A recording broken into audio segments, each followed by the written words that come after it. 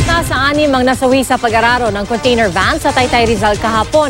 Kabilang sa kanila ang 1 taong gulang na bata. Nakatutok si John Consulta. Sa burol ng kanyang misis at 1 taong gulang na anak, idinaos ni Mang Stalin ang Father's Day. Kabilang ang mag-ina niya at tiyahin sa 6 na nasawi sa pag-araro ng 20-footer container van sa Barangay Dolores, Taytay Rizal kahapon. Ang panganay namang anak ni Stalin, isa sa 16 na nasugatan. Talagang masakit na masakit.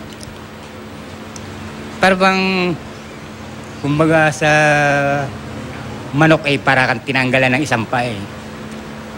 Mahirap, napakahirap. Patay rin sa insidente ang 16 na taong gulang na anak ni Roger. Hindi nga ako makapaniwala pagtakbo ko, nakita ko yung anak ko sa ilalim ng truck. Ang ama naman ni Carlo, pumapasada raw ng mapuruan sa pag-araro ng container van. May sakay po siya eh. Ligtas po yung sakay niya, nakatakbo pa.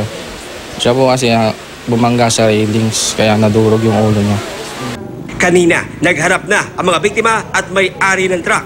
Pero hindi pinayagang makuna ng media. Ayon sa pulisya, nangako ang may-ari ng truck na sasagutin ang gastos ng mga biktima. Bukas nakatakdang inquest ang driver na nakaharap sa patong-patong na kaso. John Consulta, Nakatutok, 24 Oras.